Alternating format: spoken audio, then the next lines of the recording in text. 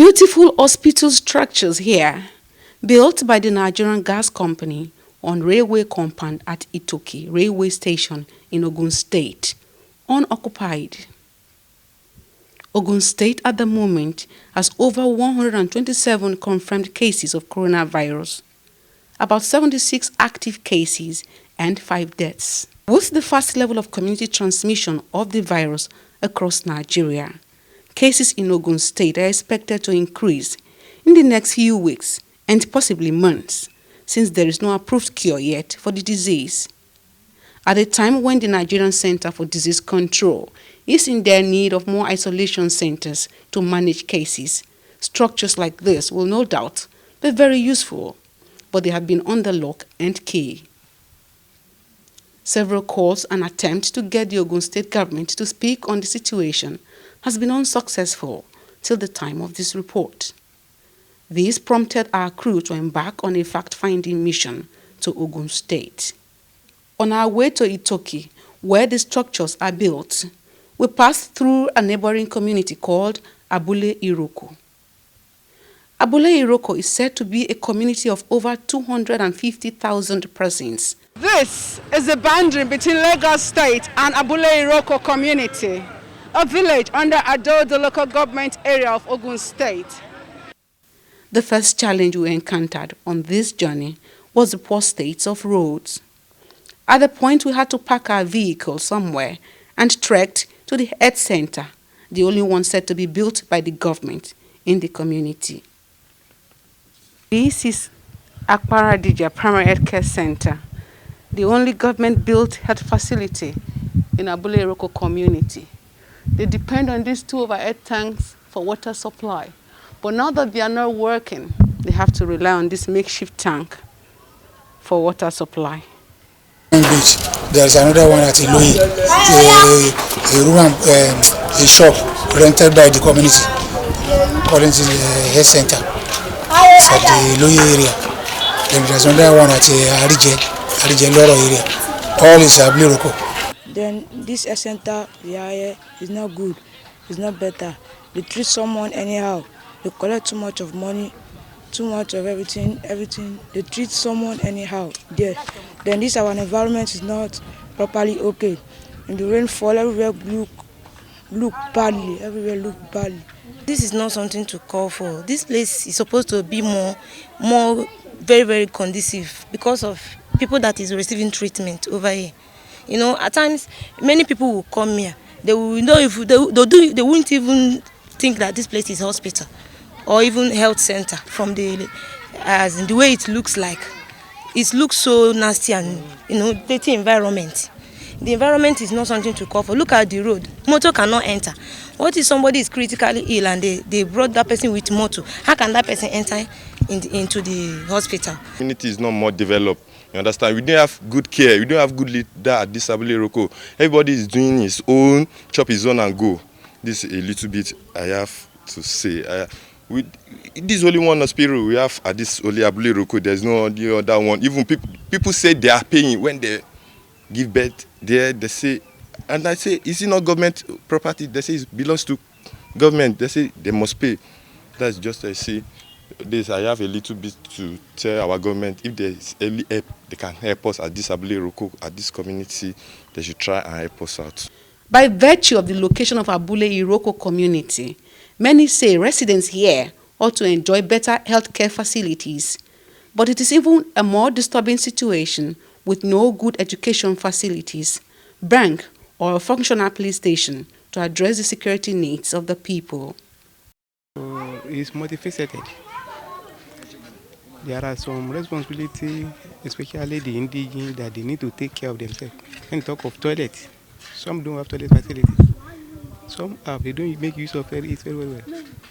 At the back of this center, there is one dilapidated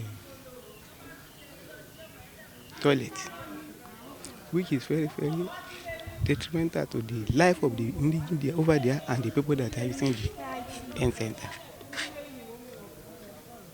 So in the part of the government have a lot to do as relates to the facility needed in this area for the well-being of these people.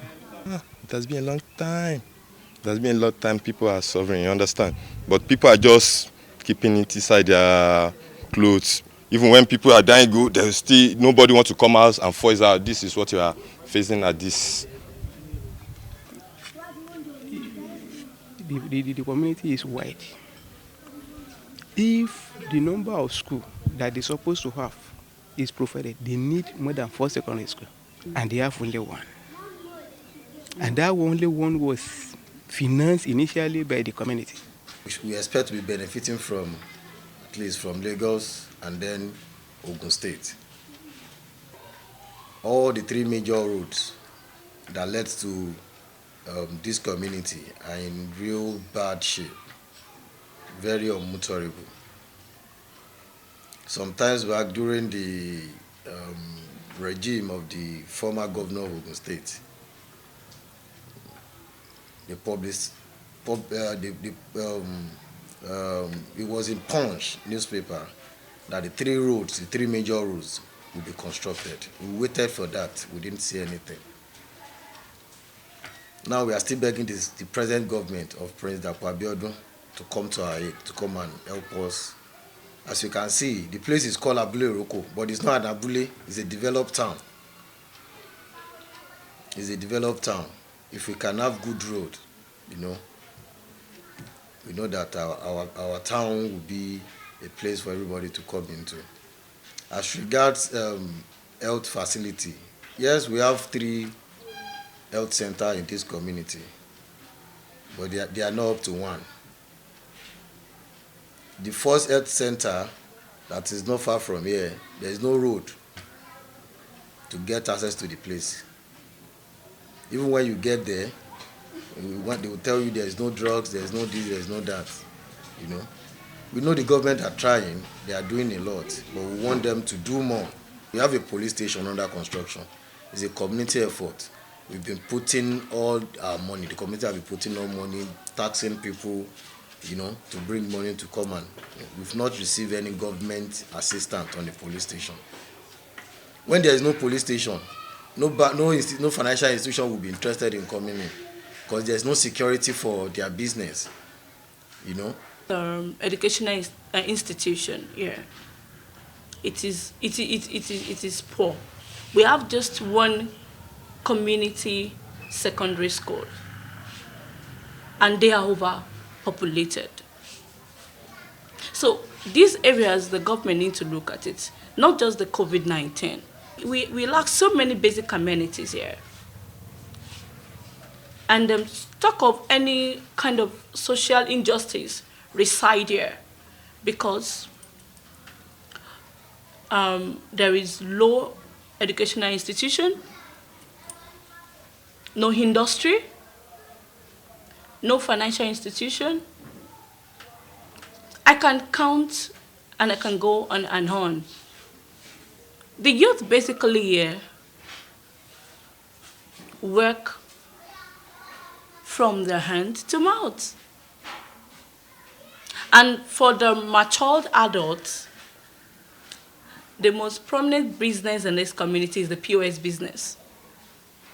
At least if you leave the KBS's palace now, and you count 1 to 3 to 10 houses, at least you will see 8 POS shops. That is how the men in this community survive to provide daily means for their family.